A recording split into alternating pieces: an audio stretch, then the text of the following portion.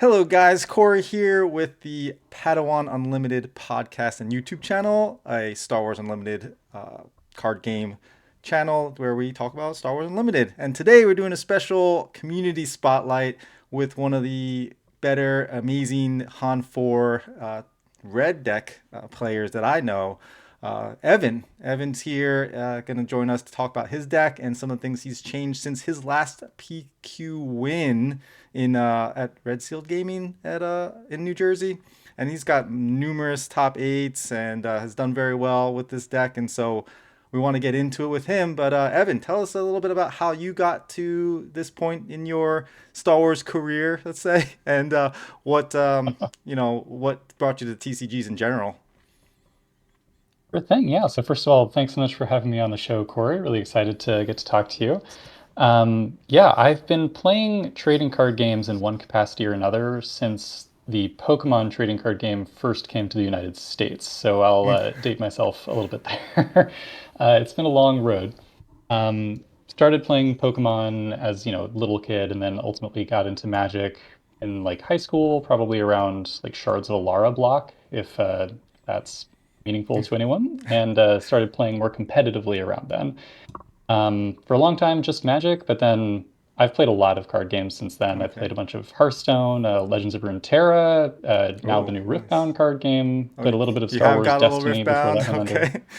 A little bit of Riftbound, yeah. Yeah. Not a ton of products to be had at the Hmm. moment, but I have Yeah, full it's starter tough. decks.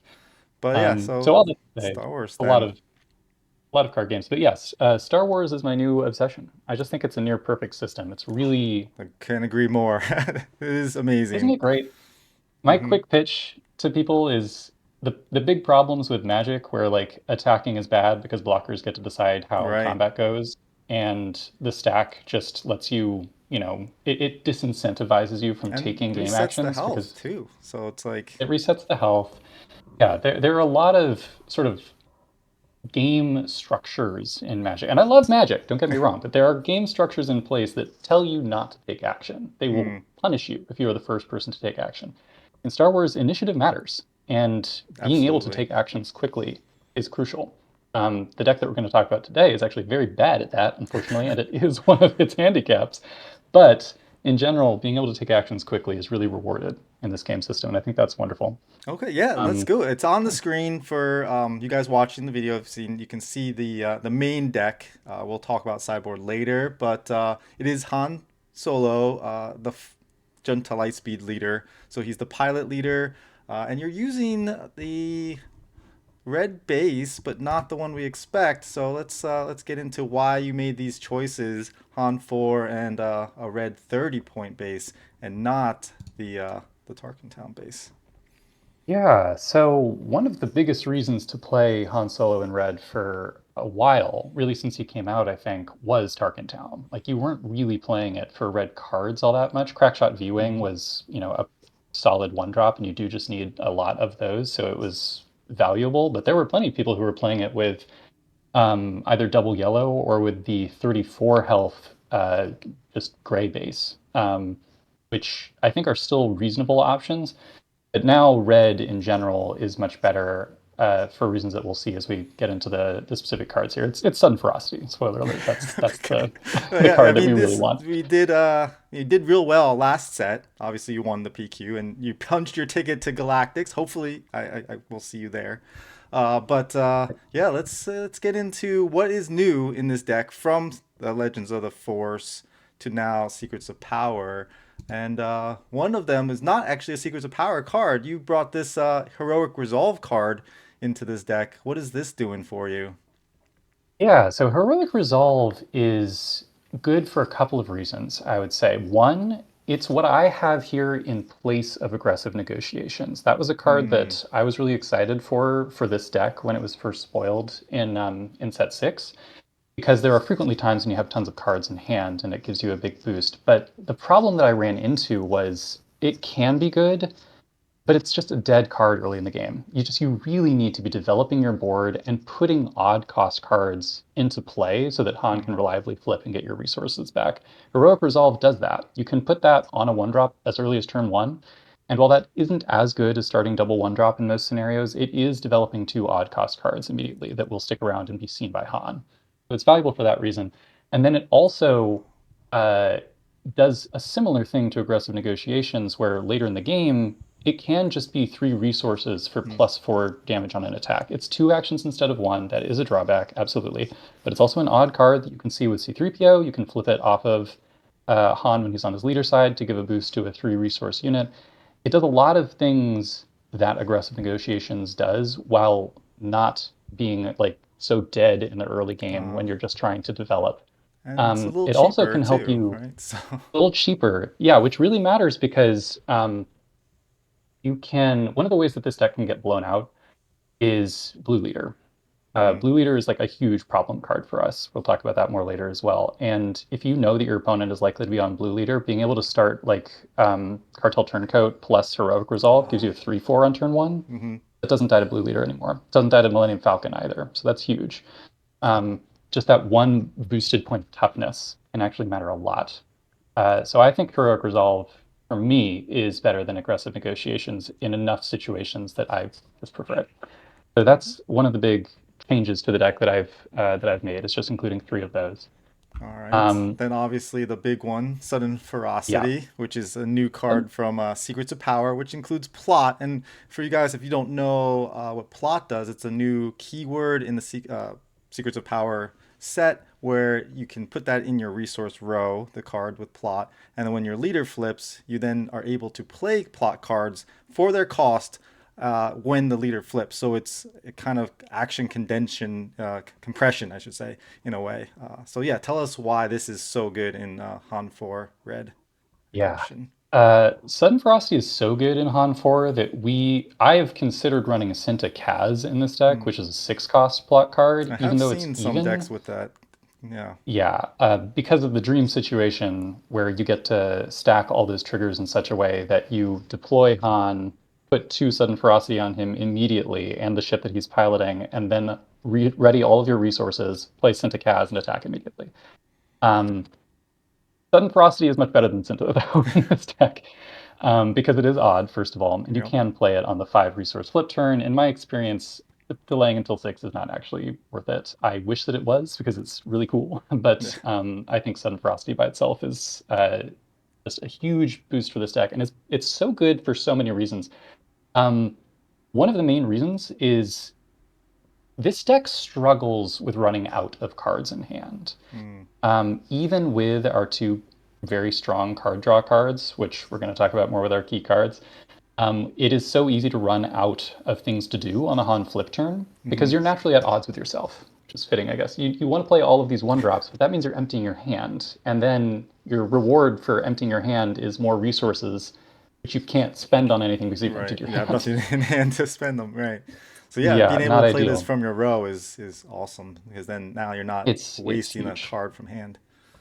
Exactly. Yeah. And it's better than Cassian, which was one of our old like things to do if we emptied our hand, Mm. because you can snuggle Cassian from the resource row as well, because it lets you continue to put your resources or to put your threats in the space lane.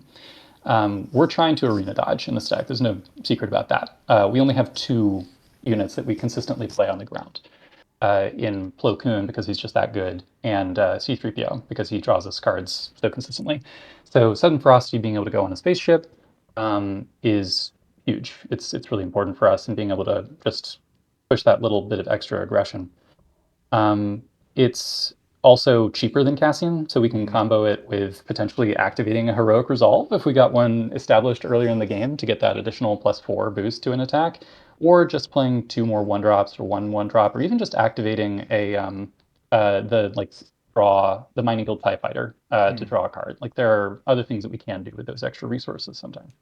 Okay. But And then then Ferocity is huge. another new one you have is obviously another Secret to Power card, the A Wing. It's a one cost cunning ship vehicle fighter. It's a 1/2 with raid 1. So it's essentially a 2/2 when it's attacking. Tell us, Exactly. obviously, being a one cost, you want as many odd number one turn one plays. You can do that double play. That makes a lot of Right. sense. And this A-Wing is is, this yeah, replacing a it's unit that was in there previously, or is this just additive? Like What? This is actually additive for me. I was considering taking out the Wolf Squadron escorts because Hmm. it's my least favorite card in the deck. I hate it. Yeah, I The found it's that one is a little rough. That's the 2-1 where you can like pick something up, I think, right? Yeah, that's exactly That's right. You can return hmm vehicle to hand, which very occasionally matters to like bounce a 3PO to hand and replay it, but it's almost never relevant. right. And the problem there is that one toughness is just so easy to answer. There are a lot of ping effects that we dodge Hmm. for the most part. So we don't actually have any one toughness units except uh, for that one ship, which is just a thorn in my side. It can make overwhelming barrage way worse for us because Right. it's just so much easier to just allocate one damage to that thing and ping it off. Hmm. Cad Bane is Right. really Any ping irritating when decks you have to really? Yeah, your towels and any kind of ping I deck. love seeing one It, bodies on the board. absolutely, yeah. Talisman is another problem. So A-Wing just not having one toughness is huge. Yeah. Frankly, I would probably run it if it was a 1-0-2 with raid one. Just not dying so easily is so Right. relevant. But yeah, I actually wound up cutting more expensive cards in this deck. I used to run two Poe Dameron, and I cut Mm, him in okay. favor of just more of these small cards because you don't need it as much now that you have Sudden Ferocity. It used to be that we really needed like a decent number of those 5 drops, like Plo and Poe, Hmm. because it gave us a one card solution for what to do with all our extra resources. Um, Poe is not great in this deck. He's Really? okay, Okay. but we're not cheating him out. We're not ambushing him. So he's really just a 6/6 for 5. Hmm. Sometimes we get to attack with him and he attacks for 8, and that's fantastic. But not always. Um, if you aren't cheating Poe out somehow, I've found that he loses a lot of value. It's That's just when fair. he's free, he's obviously way better. So I'm actually pretty happy to be able to cut him for something that puts more immediate pressure like on the board, like Sudden Ferocity, and just a more critical mass of these 1 drops so that we can really consistently start Hmm. double 1 drop on turn 1. Okay, yeah. And so with these new cards, there are obviously key cards that are going to make this deck run. And so let's get into some of the key cards. First one we have is C3PO, which you mentioned. Why is this so important in this deck? Because it is an even number, and is it the only even number in your deck? It is the only even number that I run in the main deck. We have 2 copies Hmm. of Bamboozle on the board, which I think are our only even costs now. But yeah, 3PO is really one of the biggest reasons to play this leader because you always know the top card of your deck Right. until you deploy on the leader. And that means that he's really, really consistent at drawing you cards, which, as we've discussed, is so crucial for this deck. It is extremely easy to run out of gas. And if you run out of gas and you flip Han as just a +3, +4 on a Mm. ship, and you don't get any benefit out of those readied resources, you are playing a very fair game, and you should not expect to win very often. Every now and again, it's enough because you're just dodging someone in space and they're kind of dirtling on the ground, but it's not usually good enough. So 3PO lets us consistently get those cards in hand and really benefit from the extra resources that Han unlocks for us. Okay, and then And the then, other card draw, right, we have is a Boshek, which is from the Jump to Light Speed. yeah, 3 cost cunning unit that can be played to the ground as a 3/4, but you really want to play him as a pilot as a 1/2 upgrade because of the ability that he has, right? What's that? exactly. Yeah. So when you play Bow as an upgrade, you discard 2 cards from your deck, and then you return each of those cards that has an odd cost to your hand. And like we just talked about, every card in our deck except for C3PO is odd. So the only miss is 3PO. It can happen and it Okay. sucks, but he's very consistent at drawing us Yeah. cards. And that's another reason that I tried to exclude other even cost cards in this deck because Boshak is actually it's possibly the best card in the entire deck, actually. Cool. Um, for a long time, I preferred 3PO to Boshak, and my preferred start was 3PO on the ground on turn 1 after activating Han just to draw a card. I actually now prefer double 1 drop and then having Boshak on turn 2 Okay. because similar to Heroic Resolve, he gives us a boost to protect us from potential Falcons, or to boost our surviving 1 drop after the other one gets hit with Blue Leader, so that Hmm. we can then, just attack base or kill off the Blue Leader without getting 2 for 1 as easily. Okay, yeah, and as a So Boshek pilot is upgrade, he's a 2 cost instead of 3, which he would be on the ground. So, exactly, yeah, and that two cost is super convenient for us because we don't get to run two costs, right? Like we only run ones, threes, and fives. So being able to play a card for two is really valuable, that's a actually. good point. Yeah. On turn two, we frequently want to go one drop plus Boshek, or on turn four, we might want to go, Boshek double one drop. Being able to do Boshek plus a Mhm. three drop on the five resource turn is really hard or really good because it's difficult without a five drop for us to spend five resources Right. neatly. It'll require like a three drop plus two one drops or one of our only three five drops now. So like Boshek is actually really important just for the like cost that he fills in the deck. And then yeah, the plus one plus two is really good, honestly. Just making our ship Yeah. more resilient is so crucial because we really need them to stick around for Han's deploy in order to get that resource ready. And then another reason that Boshek is so good, as we'll see with the next key card, is he gives plus two to the Millennium Falcon. Right. And so this Uh, is the newer Millennium Falcon from Jump to Lightspeed, the Get Out and Push, which is just a heroic 3 cost 3/4, similar to what the old original Falcon we had, piece of junk, I think its subtitle is. But this one's got an interesting ability where you can play additional pilots on it, and it gets +1 for each of the pilots, +1 attack. So yeah, this is a pretty cool card. And what are you trying to do with this, and why is it a key card in this deck? yeah, so Falcon is a key card because this is our go tall angle. The deck is naturally very good at going wide. You can play a lot of one drops, Hmm. obviously, and then you can flip, play Han, and potentially play even more one drops or more three drops or whatever. But Falcon, if you can get that established on the three or the four resource turn, gives you a target for Han to flip onto, and then attack for seven. And you'll have eight toughness. Eight is very difficult to deal with. Hmm. And it's a leader, so like the only clean answer to it is usually like Rivals Fall or Bamboozle, unfortunately, which is just it's gonna get you. When your opponent has It'll Bamboozle, you're happen, gonna yeah. get God, unfortunately. Yep. We do run ways to strip it out of hand. We have two copies of Jam Communications main. We have another one on the board, and then also Unmasking the Conspiracy. So like there are ways that we have to mitigate it, but like Bamboozle is just going to be a rough time, unfortunately. Hmm. But barring that, it's very difficult for the opponent to answer a huge Falcon cleanly. And being able to mix and match huge threats and a lot of small threats just makes it that much less likely that your opponent will have the tools to control your aggression.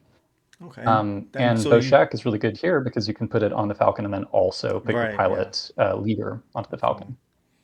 So are you trying to get this out on turn 2, or because I know you said your ideal one was one drop in Boshek, so like you're more looking at this as a turn 3 play, the It's Falcon? really good on turn three. Yeah, if I can establish a Falcon on turn two, I'm delighted. That's fantastic. That means that you're not getting messed with, right? Your Hmm. opponent's just not in the space lane, and you're racing, and you're two like on the in space while they're on the ground. That's the dream scenario, but it frequently doesn't happen. Like if your opponent does have something else Hmm. going on in space, it's often going to be better for you to get a Boshek down on one of the one drops and then play another one, just to protect something and then establish another body. Uh, but it is great if you can play the Falcon on turn two, uh, because it just gives you that much more time to get value off of it by putting the Boshek on it on the next turn. In general, I kind of prefer it on the four resource turn. We also do run the Fast Falcon from set one. I prefer not to play that until I flipped Han because if you have Falcon on the board going into the five resource turn, you have to Hmm. start it with a resource exhausted, and that can throw off some of our threats. Being able to threaten Plo Koon as your first action on the five resource turn is really valuable, whether you have it or not, because several of the leaders that we're kind of targeting with this deck get killed in one shot by Plo Koon. Hmm. Um, if your opponent is on set one Han Solo, which is actually not a leader that we're targeting, but is a very good matchup into us, you can threaten to just take it out immediately with the Plo Koon.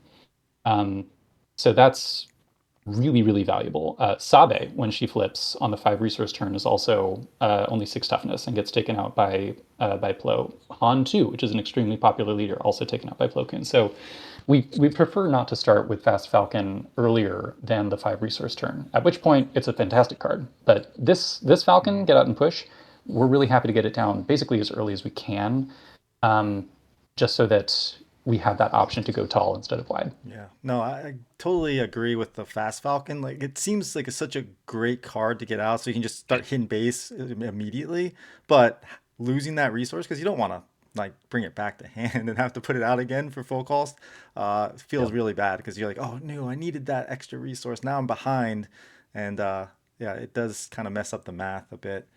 But it is it good for does. like finishing off some stuff. You got into It's some of the phenomenal there, yeah. matchups, so let's get into some of the good matchups for this deck because when you see these across the table, you're like, oh, I got this. Obviously, don't get too overconfident, but you still got to play the game. You never know. But let's start with you just mentioned Sabe. So Sabe Double Yellow has been a deck that has been popping up a little bit on some of the testing sites that you can do, and in your locals, you might see she's a very popular leader. So what are we expecting to do here, and why is it a good matchup? Yeah, so Sabe is a good matchup because she is trying to do the same thing as us, really. She's trying to be a sort of like tempo-y, aggressive strategy. She's not all in on aggression in the way that like a Sabine would be. Um, she has a little bit more interaction than a Sabine or even than we have in the ability to manipulate the top of the deck, but she's just not as fast as us. She's close. And if she has a cunning at the right time, that can Mm, absolutely swing things because cunning is just an incredible card it's always been in so race good. scenarios. Yeah, so cunning is the way that you lose this matchup. But if they don't draw cunning, or if you're able to jam it out of hand, and we'll bring in our additional hand hate in the sideboard, um, she's just not really fast enough, and she gets answered too cleanly by Poe or by Plo rather. Yeah. Um, so and her interaction with the space lane is not all that good, really. Like she has a few space units. Like she has Falcon, but like our Falcon answers her Falcon potentially Hmm. more cleanly because we have the ability to boost it with Han, and we can boost Falcon pretty reliably with Han because we have so many 1 drops in the deck.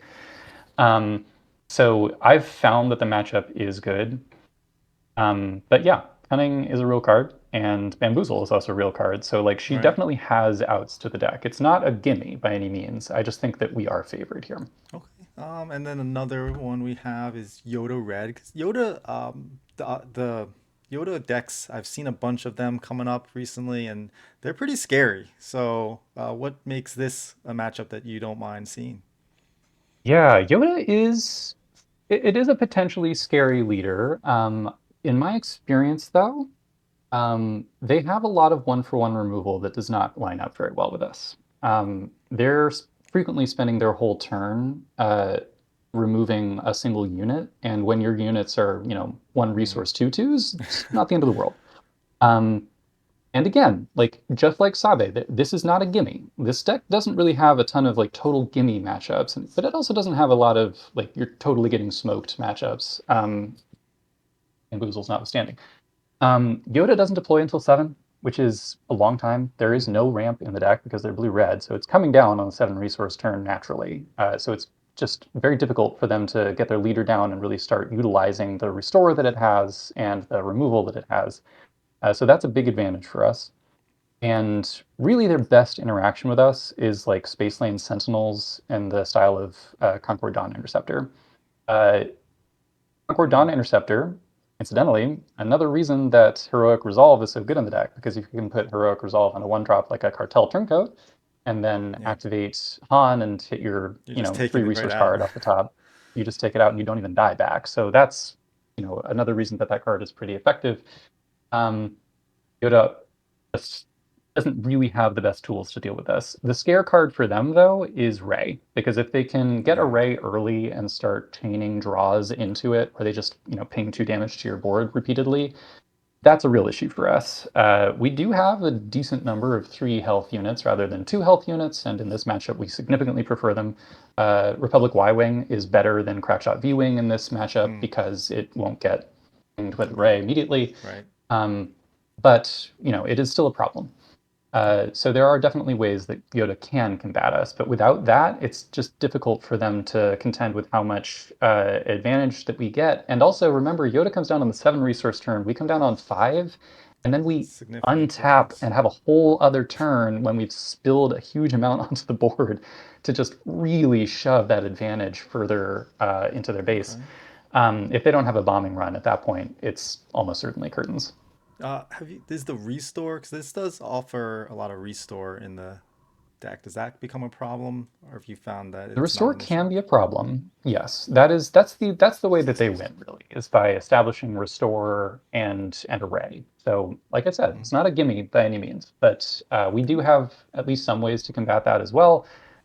We can use Plo on the 5 resource turn to come down and take out one of their bigger restoring units. We also have, very importantly, the capture ship, the Mm-hmm. 3 resource two Right. three that captures if you have coordinate when it comes into play. So that's one of our better turn 2 lines against Yoda. If they play like a Yaddle on turn 1, we just capture it immediately before it even gets to restore at all. So there are definitely ways that we have to mitigate that restore, but it is strong against us. You are correct. Okay. So then we also have another matchup you don't mind, which is another super popular deck right now. It's Cad Bane, Tarkin Town. So what are you trying to do here, and why don't you mind this one? Because I feel like with Yeah. all the pinging that Cad does, it could be a problem, but you don't have many one drops as we mentioned earlier, or bodies. So Yeah. CAD is a really interesting matchup. I was terrified of it for a long time, but I don't mind it as much now. So here's what I'll say about CAD. Don't act first. Just don't do it. You yeah. don't have to.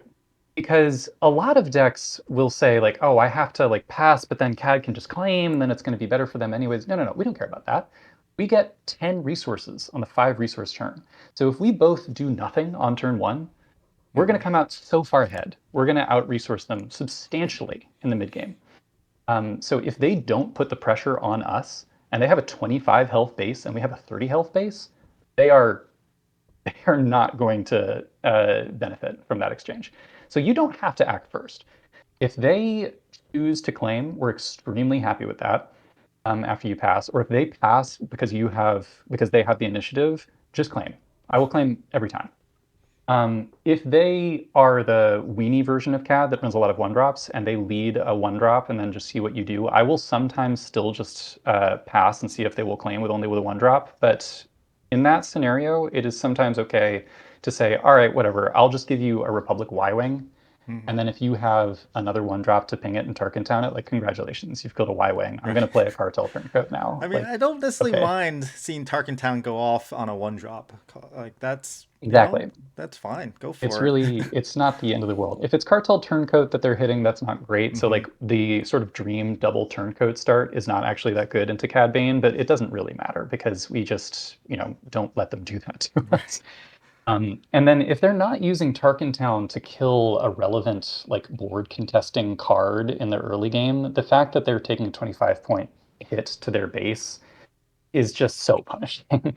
And we get to race. We get to put on a lot of pressure and make them pay for that 25 point base. That's another reason that the move to 30 health is good. I Right. think it's a little tough because it makes it harder for us to contest space in some situations. But if CAD in particular is the deck that we're playing against and they have space units, it's like the 3 resource 3/4, the Mist Hunter, I think it's called. hmm That's worse than both of our Falcons, and it's really not the end of the world.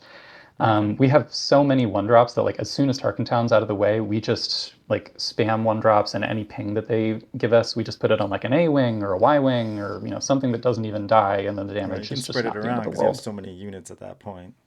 Yeah. Exactly. We have a lot of units to allocate that damage to. They can occasionally make you pay for that if they have the IG-2000 to like ping off multiple things that you put damage on. So it's something to be aware of. You don't necessarily want to like give them that out to your board, but it's actually pretty difficult for them to really effectively contain our particular brand of aggression. Okay. All right. And then there's a last one that we want to talk about that's not necessarily a bad matchup for you that you don't mind is the ECL decks. And ECL decks being like Gar Saxon, Sabine Wren, Jabba the Hutt for the new Secrets of Power leader. Poe Dameron is just base pilot. So you don't mind seeing these? I very rarely mind seeing an ECL deck across from me. ECL is kind of the dream matchup for it's honestly one of the big reasons to play Han, in my Okay. opinion, is just the matchup into almost every ECL deck. And the reason to play him with 30 health as well. Um, Most of these decks, Jabba is really the exception to this, are trying to race in one way or another. And just say like, okay, if I'm up against another racing deck, the ECL is going to get me enough value and like board advantage that I'm able to, mitigate that 5 health hit. But they're pretty bad at doing that into really space-focused decks. They have a couple of exceptions to that. Like Sabine has the MC30 or MC50 cruiser, the 5/5 that Hmm. they can ambush out with it. That's pretty much their best thing that they can do with the ECL, or potentially Sabine's masterpiece. So like there are some ways that they can get value off of it, but in general, their best ECL targets are, or best units to use with ECL are on the ground because that's where the majority of their opponents will be. Gar Saxon is looking to ECL Evader. So all Hmm. we have to do is don't play C3PO. Against Gar Saxon, Yeah, you should don't never give play them an C3PO. option, right? Yeah. They literally can't ambush at that point. The Vader simply won't work. They won't be able to activate it when it's played. They have to wait a turn, and they're probably dead at that point because if you're attacking with Vader on like the 7 resource turn Right. and hoping that that's going to save you, and it's probably not. Um, Jabba the Hutt, similar situation. They don't really have a whole lot of great space units to use the ECL with. Um, Poe is different because he's trying to go into space in ways that the other decks aren't. I still think that he probably uses a lot of like ground-based ECL options. Um, and his boost that he gives to units in the space lane is easier for us to mitigate than a lot of other decks because we have our own space units that we can Hmm. use to attack into his space units that he's buffing, and he only buffs the toughness by 1 point. So we're capable of like trading out with those units a lot of the time. Not always, but a decent amount of the time. So he kind of struggles to deal with like our particular brand of space aggression. And then the other deck here, obviously, that we have to talk about is Sabine. Sabine is not the best matchup of these. It's definitely the ECL deck that I'm the least happy to see across from me. But again, those extra 5 points of health make a huge difference in the matchup here.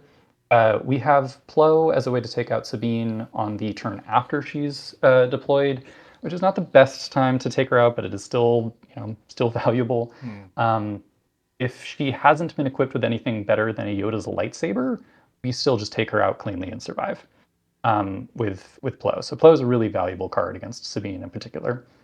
Um, Okay.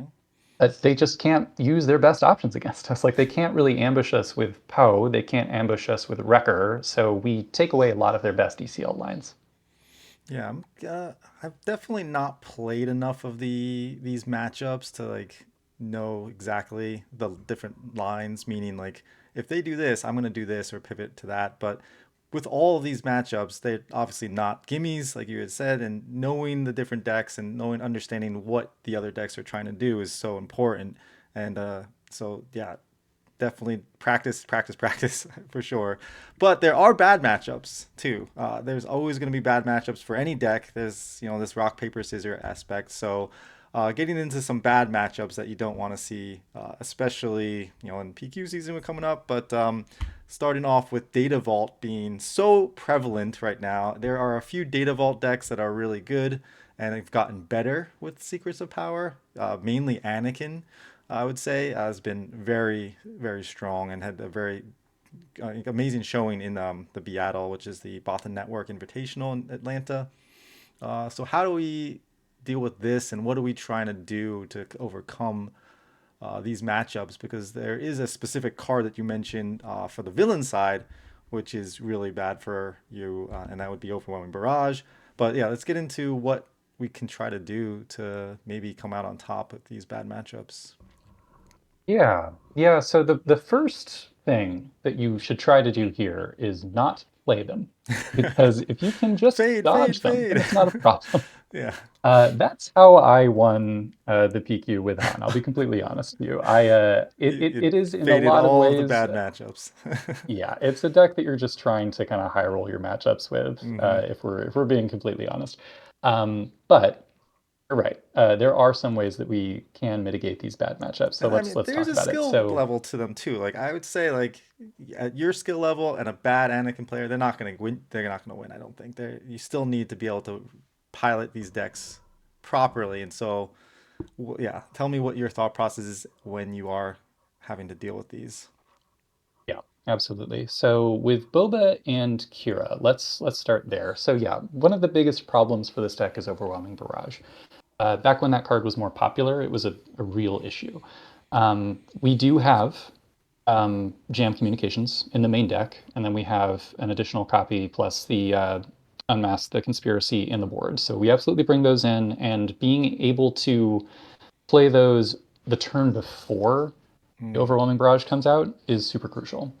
So playing that on the 4 resource turn before Kira flips, or potentially on the 5 resource turn before Boba flips, is just so strong for us because a lot of the time, like that is their whole plan. They're trying Right. to get to that turn, use the OB to clear us out, and then just win from there. And that's a lot of what the game is going to sort of hinge around is whether they can do that successfully. If you don't have the easy jam communications out, there are still some things that we can do. So let's talk about Kira first. Kira, as long as they haven't ramped, is going to be deploying on the same turn as us. And that also means that they're deploying on our Plo Koon turn.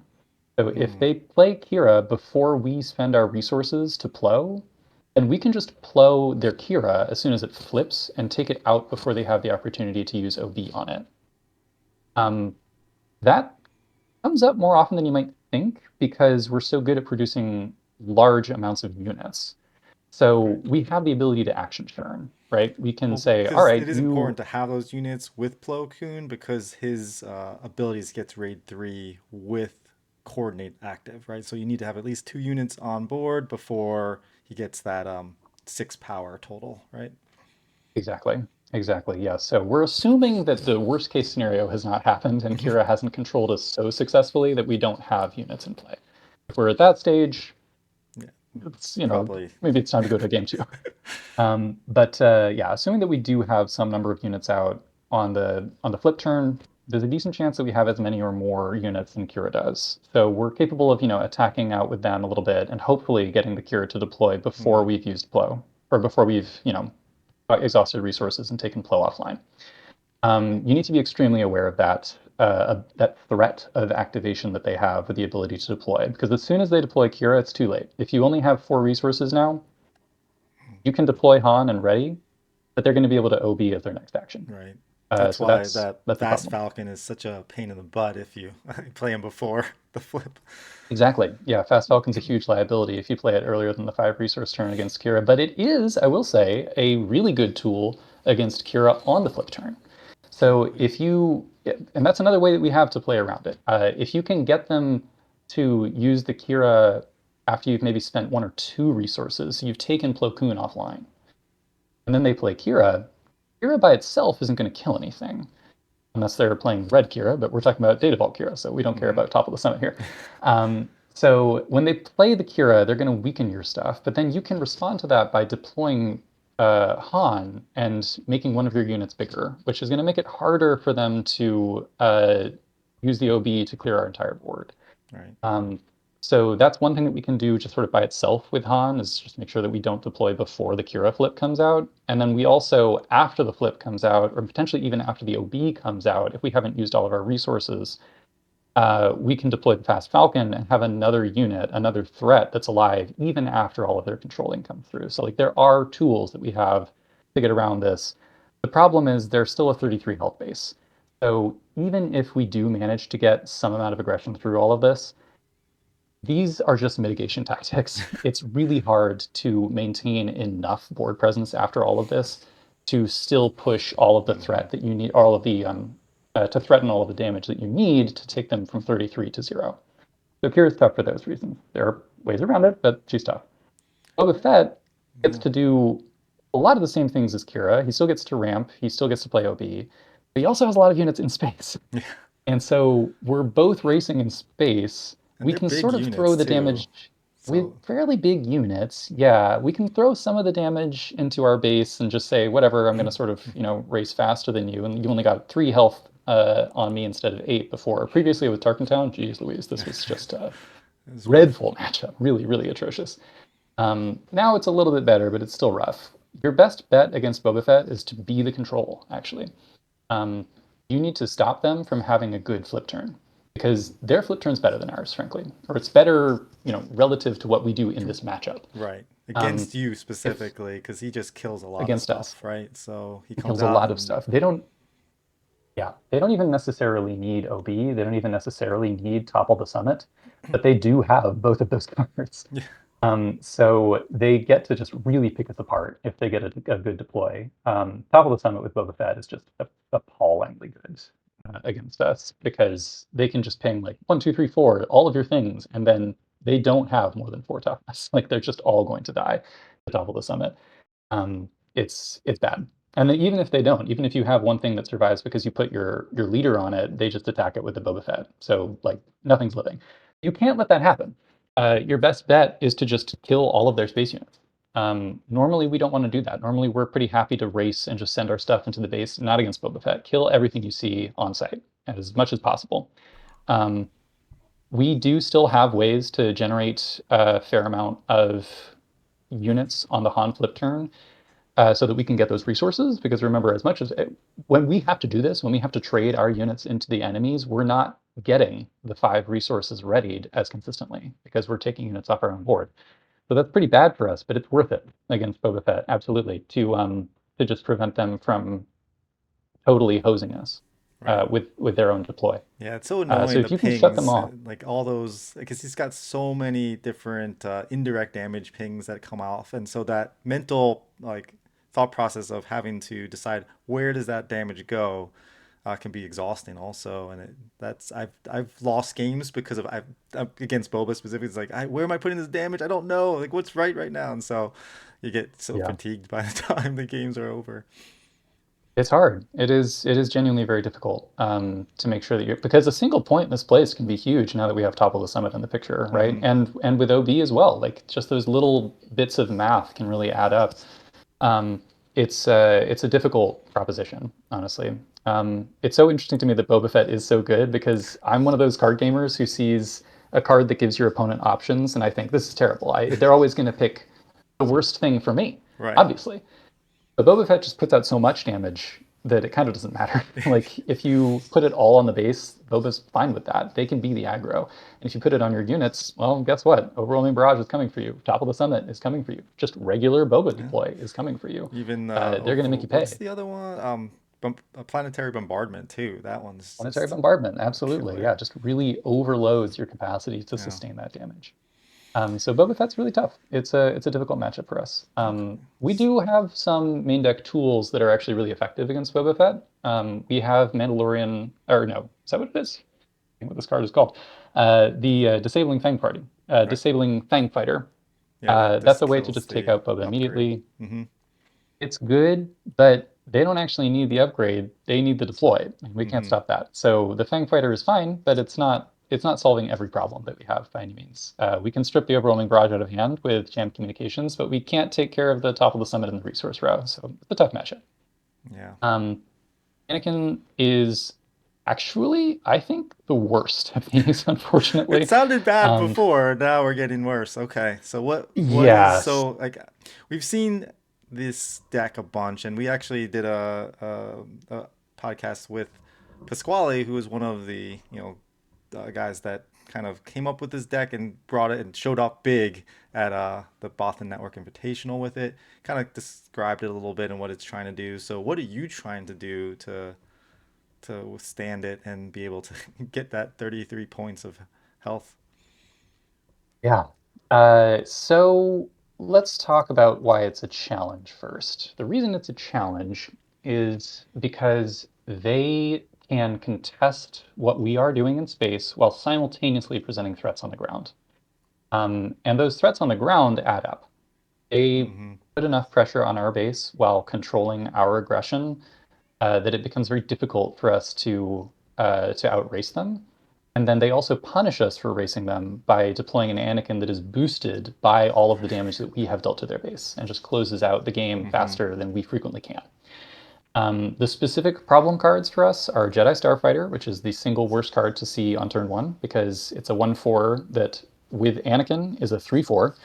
So it attacks into one of our one drops and then pings the other one. Uh, Not a good scene. It's very, very bad for us.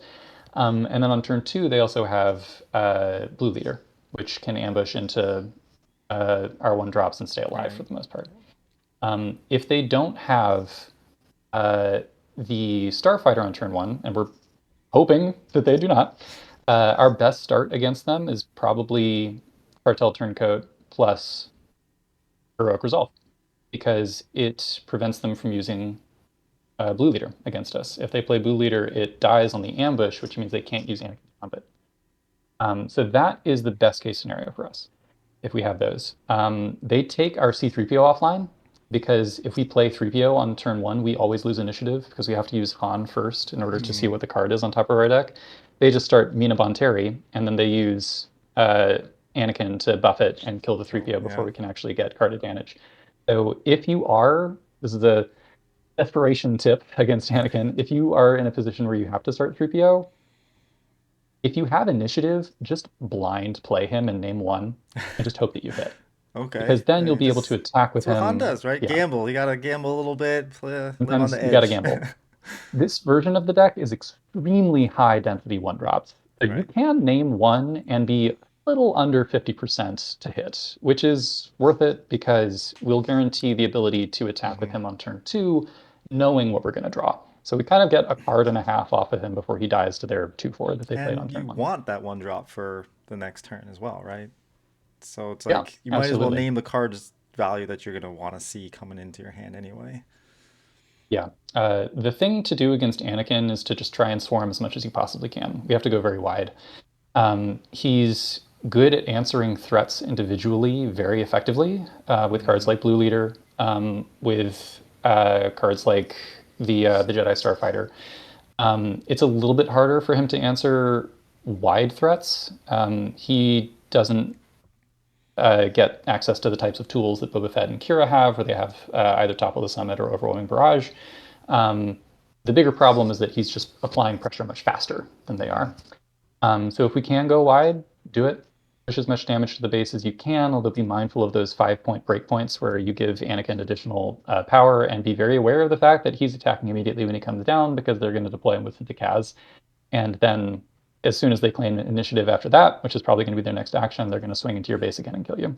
Yeah, no, it's This is one of crazy. the matchups where, yeah, like the slow actions of Han are a real drawback Hmm. because in order to get all of our damage in, we have to take a lot more actions than they do.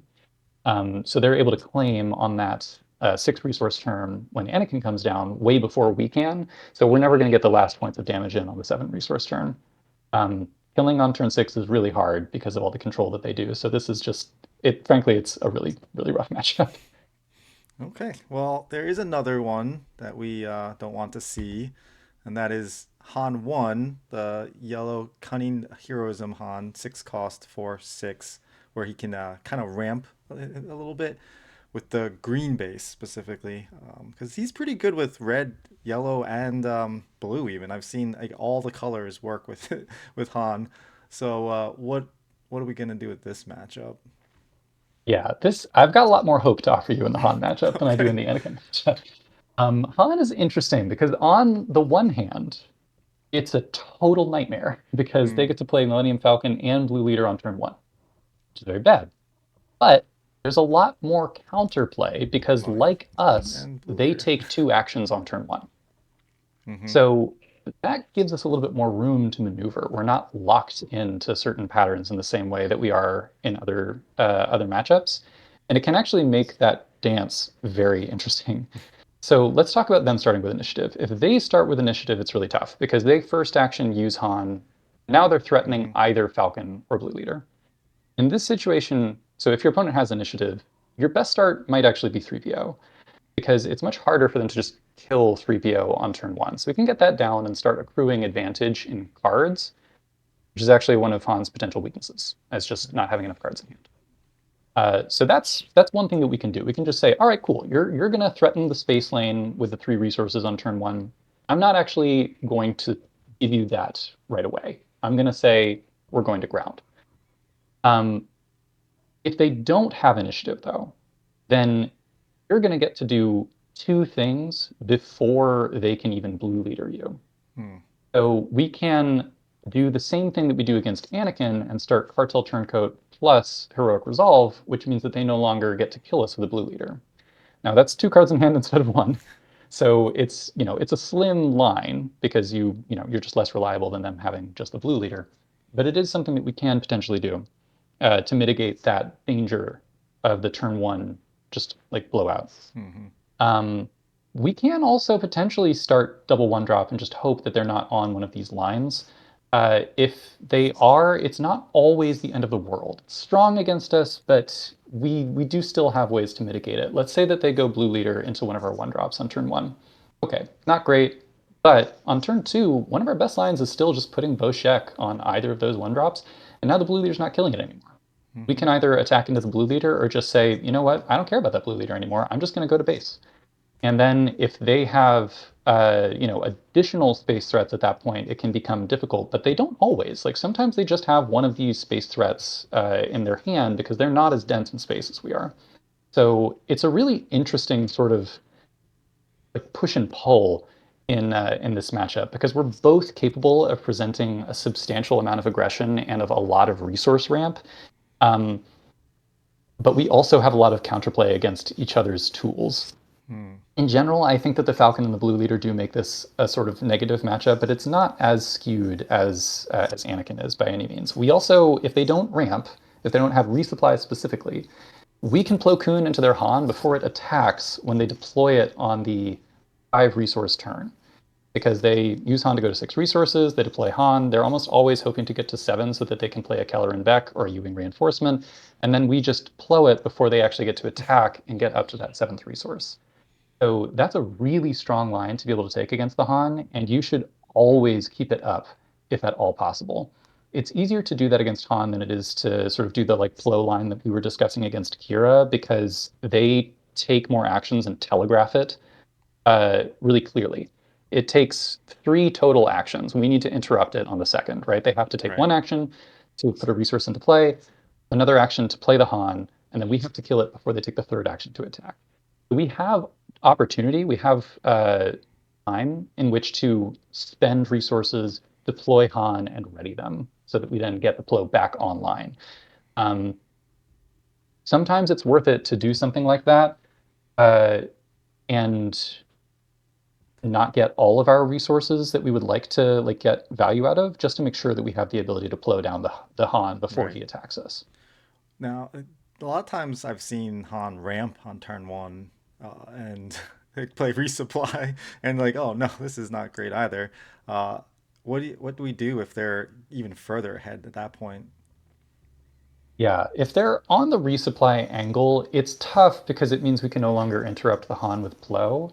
But the good news is they didn't use turn 1 to put anything on the board. They did not Hmm. Millennium Falcon us, they did not Blue Leader us. So if we took the double 1-drop angle, then we've got space in our control, and that's, a really positive outcome for us. If we took the C3PO angle, they're behind on cards in hand and we're above on cards in hand now. Now, that's not, the end of the world for them because Han has always been able to control the pace of the game with a low hand count. But I will say, if you can jam communications and take away their um, Ewing reinforcement that they were trying to ramp Hmm. to, suddenly the fact that they're so low on cards in hand is a huge problem for them. Okay. Yeah. So there are ways to sort of punish them for going so low and to get advantage out of the fact that we have established our 3PO if that is the line that we've taken. And is there anything you can do to stop a Chewie on a Falcon or something? Actually, Chewie on Falcon is one of the things we're least afraid of. Okay. Um, the, so the reason that Chewie on Falcon is so good is because it's difficult to interact with that particular style of aggression, right? Like that's how Han goes aggro. But we're already aggro. If they're Hmm. just trying to race us, that's actually not the end of the world. Our biggest problem is if they're trying to control us and then go over the top of us with their 7 drops. Hmm. But if they're racing us with the Chewie, one thing we can do is just say, okay, bet we're racing too. I'm going to play more units than you, and that's basically a three resource, like three power unit that you've played, right? That's actually what Chewie is. Hmm. He comes in ready, but that's what Falcon does already. Like we also play Falcon. I'm not saying that it's like, the dream scenario, but if we are just racing against them, that's actually winnable for us. But Interesting. that's not the ceiling. The ceiling is they put Chewie on a Falcon, and we say, okay, I'm capturing your Falcon now. Oh, Or, okay, I'm disabling Fang Fightering your Chewie now. We have ways to really punish that particular line. So Chewie is actually pretty bad against us, I would say. okay, cool, awesome. So some pretty good matchups. We talked about some bad matchups, but now we want to get into sideboard here a little bit because when do we want to put your sideboard in, and what do we got in the sideboard here? So let's look at what your sideboard is. We have Disabling Fang Fighter, red 5, Stolen Starpath Unit, which is a Secrets of Power card. It's an upgrade, a Cunning and Heroism 1 cost upgrade that's a +1/+1, and it gives an on attack ability that names a card. The defending player reveals their hand. For each card in their hand with that name, create a spy token. So now you're going to the ground with stuff, I guess. I'm curious about what your thought process there with that one. Daring Raid's great, just one cost 2 damage. You can use that to race or to clear something. Jam Communications, that third one that you mentioned. Bamboozle, which is you're going to start seeing a lot of bamboozles in all decks that play yellow. Yeah. And then Unmasking the Conspiracy, which is another interesting card. So I'm mostly curious about Stolen Star Path and the Unmasking, what the reasons are for those. Yeah. So unmasking was originally in the deck because I didn't own three copies of Jam Communication. I Um, remember we and helped you out at one of the not PQs, but was it PQ? Yeah, it was, right? it The was a Hex. PQ. It was a Yeah. PQ at Hex. Yeah, you lent me the third copy of Jam, so I'm very grateful for that. I don't know if I would have, done as well as I did in that one without that. So thank you. But I actually came to like unmasking reasonably well. So the nice thing about unmasking is it never misses, right? So Oh. Jam can miss if your Mm-hmm. opponent doesn't have the event in hand, then you just don't get anything out of them. But unmasking, you're always getting something, and the reason that people are playing aggressive negotiations in this deck is because you frequently find yourself with a lot of cards in hand. Unmasking the Conspiracy is a way to leverage that and say, all right, one of these cards, one of these random one drops, this, Wolf Republic Y Pack. Wing is no longer Get relevant that for Wolf me. Pack Yeah, out of here. yeah, this is fine. We can get rid of that. And then we get to see what the opponent's on, and we bring Hmm. this in Oh situations where shoot! there's, real kill My cards. slideshow. Oh, there we go. We're back. We're back. A little technical Um, difficulty there. No, all right, go ahead. yeah, so we bring it in situations where we're against, decks with OB, decks with Bamboozle, decks with cards that are just so bad for us that them hitting the board is as good as us losing. So it's really important, basically, just as the fourth copy of Jam Communications, because most of those cards are events. But I mean, sometimes you look at the hand and they don't have it, and you still get to get whatever like their best play is. So I'm happy with it just as kind of the fourth copy of Jam. Stolen Starpath unit. To be honest with you, this is a speculative one. I only have one copy on the sideboard, but I've been so impressed with how Heroic Resolve plays in the deck as just that sort of math fixer to Mm-hmm. prevent the like really positive trades in space. But I wanted a little redundancy to that effect in the matchups where I felt like, the space fight is everything. Um, so I brought it in there, and then I think I would also try to bring it in against really just against most yellow decks, as a way to see if the coast is clear against Bamboozle. Um, Most decks with Bamboozle don't actually have three copies. They generally have two. So it's not the most consistent thing, but it is truly backbreaking when it comes down. So just being able to see the hand and know if it's there or not is sometimes just as good as taking it out of hand, because if you see and they don't have it, great, we're off to Value Town. We're going to deploy without any fear. Um, so it's speculative. I'm trying it out, but I have high hopes for Stolen Star Path. And then the rest of the cards are really just sort of letting us angle our deflectors against the appropriate threat. There are some games where Disabling Fang Fighter is insane because our opponent's trying to, also do pilot things, or they're on like they have Chewie, they're Gar Saxon or whatever. They have a lot of upgrades. in that situation, we're super happy that we have two disabling Fang Fighters main, and we'll bring in the third from the board. But sometimes the opponent doesn't have any relevant upgrades. Then we can exchange our two main deck Fang Fighters for red fives out of the board. The on attack isn't always relevant, but the 4 toughness is actually Mm, quite good. yeah. It's also very good against Han2 in particular, so we're just happy to have it in that specific matchup. He's always Um, cheating stuff out and damaging them, so makes sense. Yeah, yeah, that's a exactly. great card, especially you just get like a little damage on, even like daring raid something and then finish it off with a attack from red five is pretty good. Red 5 is a nice card, yeah, and it can help us win those space fights as well, because Hmm. frequently what's happening is like we're throwing falcons at each other, we're throwing, blue leaders at each other and stuff. Units are surviving with damage on them, and red 5 lets you clean those up. I may try bringing it in against Anakin. I'll take any help I can get there, so we'll try anything. And then Daring Raid similarly is a way to clean up those messy exchanges where we Hmm. leave other spaceships alive. Right, Um, you miss on your it's Han, you know, attack, right, where you're one off and then you can just clean it up. exactly, yeah, like those situations can be pretty rough. Daring Raid isn't always enough to polish them up, but sometimes it is. Sometimes it's just enough to prevent the unit that they're using to sort of hold us Mm. hostage and attack into whatever we're um, trying to buff. And Yeah, and that's the sideboard. cool. So yeah, we're back. So this is your deck here. It's mostly three ofs, right? You had the one daring raid in there, the two jams, and the two disabling fang fighters. But as far as the deck goes, a lot of consistency. And we did talk about it being a 30-point base and not Tarkin Town. I really do like Tarkin Town still, just because you can clean up that turn one play that people Yeah, have and try and get that advantage on board early. But you really think that the five extra health is that much more important in the meta this current? um, I'll be honest with you. Target Town is a really good card, and I would not fault you at all for playing Target Town in this deck. I think there was a player who took top 16 at the Beatle event, and Mm-hmm. they were running the Target Town base, and I think that makes a lot of sense. It does really help you in those situations. Um, I think the 30 health base leans into what my sort of overall strategy is with Han, Right. which is to just dodge those bad matchups. I'm not trying to mitigate them as much as I'm trying to avoid them and make the other matchups better. Mm.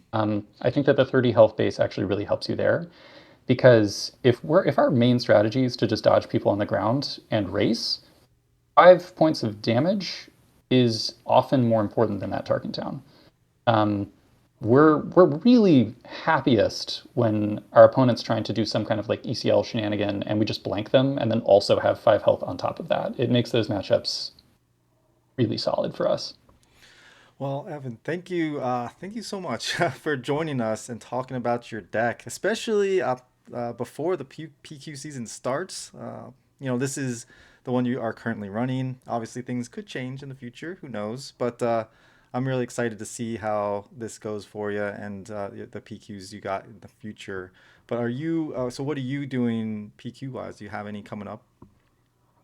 I do, yeah. I'm going to be at the PQ at Red Seal Gaming again on December 20th. I'm planning to go out to that Okay, one. yeah, That's defend the currently, championship. yeah, I guess so. First time that's happened for me, Yeah. but excited to see what we can do Hmm. with old Han. That's the only one that I currently have on the books, but I'll definitely be looking at what the other options that we have in the sort of greater New York area in the new year. Okay. And how do you have any final thoughts or a message that you like to share? And if people want to find you or anything, you want to let us know. Yeah, so I would just like to say I love this game so much. I think it's a really well designed and thematic Star Wars game, and I'm so grateful that it exists. But the thing that I'm most grateful for is the community around it. And a lot of people have said this, but I think it's really true and bears repeating. Just the people that you get to play this game with are the game, Mm. and they're great people. So it's such a privilege getting to go out to these PQs and see people who are playing at a really high level frequently in this, somewhat more niche card game, and just really having a great time and being incredibly good sportsmen while they're doing it.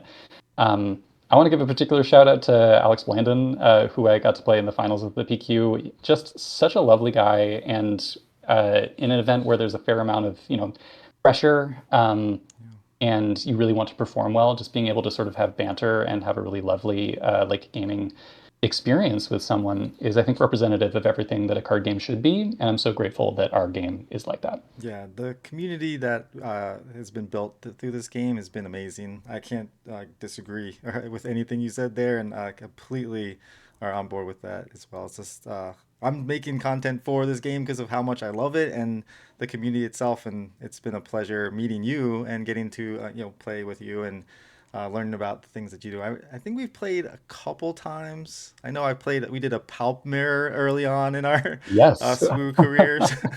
That was great. that was a fun one. Yeah. Yeah, but no, it's meeting all these new people and getting to experience this game with this community has been amazing. So again, thank you so much for coming out to do this with us, and I hope you guys enjoyed it. We obviously have a podcast. This is a community spotlight, so usually we get our podcast every Thursday. But check us out on YouTube if you can. Like us there, subscribe, send us comments, and we will see you guys next time. May the force be with you.